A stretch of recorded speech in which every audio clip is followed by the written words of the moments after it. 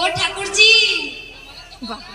তোমার তো পড়াই আমি বৃন্দাবনে সব চিনি, সব জানি। তবে তুমি আমাদের সঙ্গে যে বনে এসেছো, এই বনের খবরটা কি রাখো?